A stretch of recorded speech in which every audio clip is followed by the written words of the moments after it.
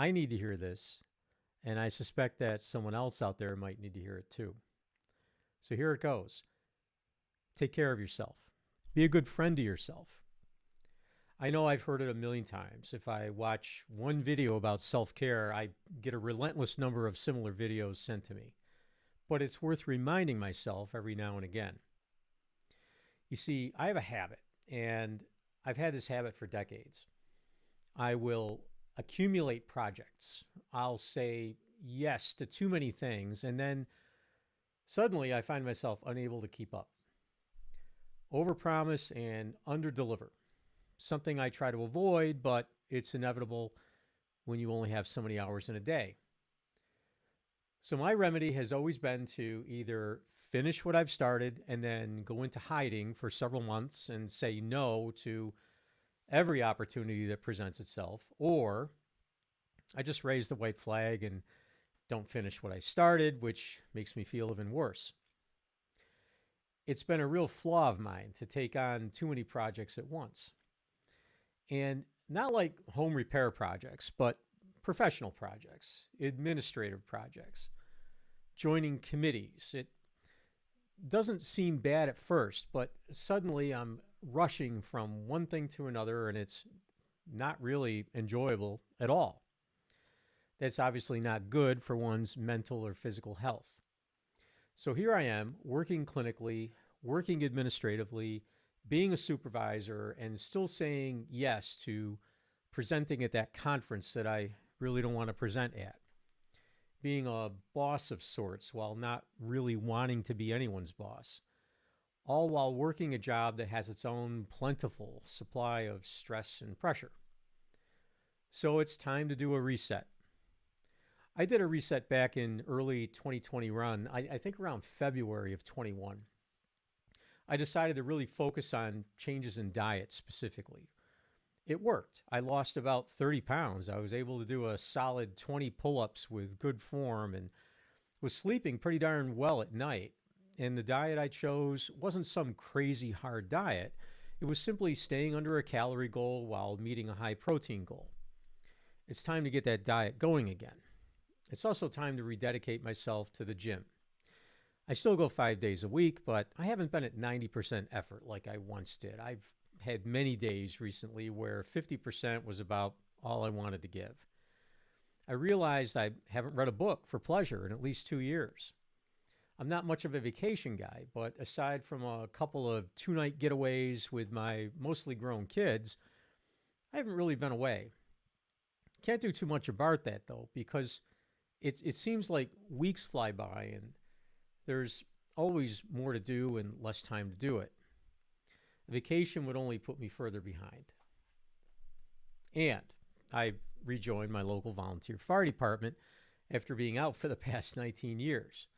I was once a fire chief in that department and as well as a paramedic. And about 6 months ago, I was asked to come back and help get the department back on its feet. That also means that my paramedic card, which I let lapse after having it since 1985, has to be refreshed. So despite my best efforts to offload work and responsibility, it seems to find me anyway. So I know I can do a better job of taking care of myself. I just have to do it. How about you? Are you stretching yourself too thin? Are you expecting more of yourself than you can reasonably give? If you work in healthcare, or if you're intending to, you must make the effort to care for yourself.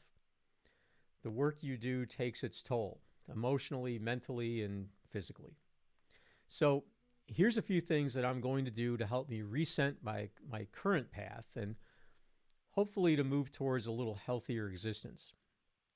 First, I'm going to accept that some things can wait.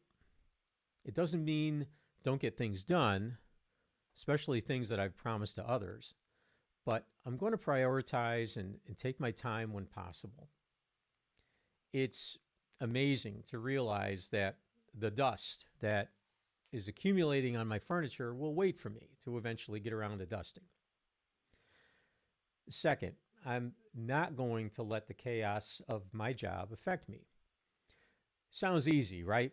Well, maybe it is. I don't know. Whatever your job title is in healthcare, you're expected to be perfect.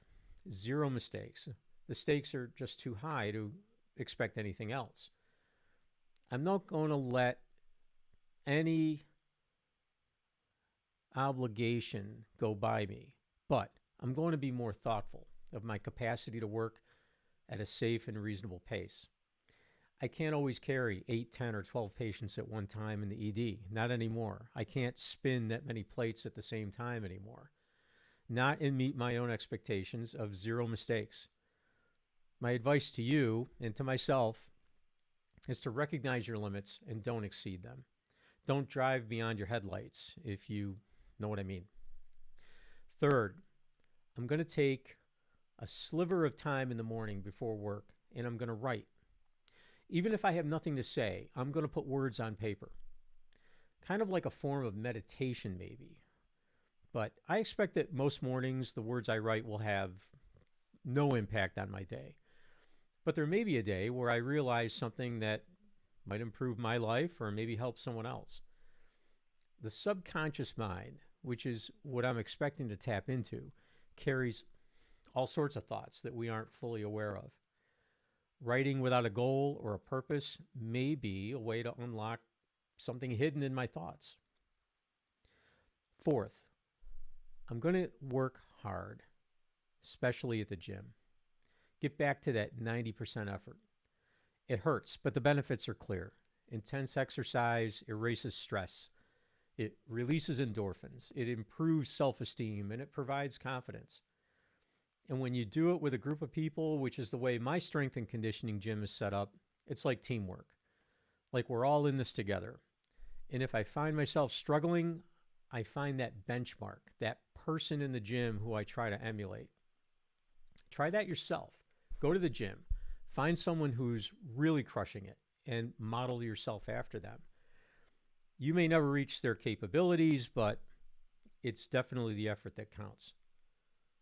And fifth, I'm going to stop sabotaging my health by following my previous diet. I'm going to be honest with anyone listening. The gym will not make you lose weight or fat specifically, not in any great amount. Your diet will do that. Follow two things only: your calorie intake per day and the amount of protein that you consume. Calculate your BMI, figure out how many calories you need in a day, and deduct 500 from that, and stick to it. And for protein, consider a gram of protein per pound of ideal body weight. If you meet or exceed your protein goal for the day, I guarantee that your other macros will fall into place, so just keep it simple.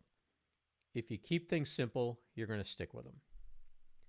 And a couple more things to say about the gym. The gym is simply to build a strong frame underneath that body that will show once you get your diet under control. So remember two things about the gym.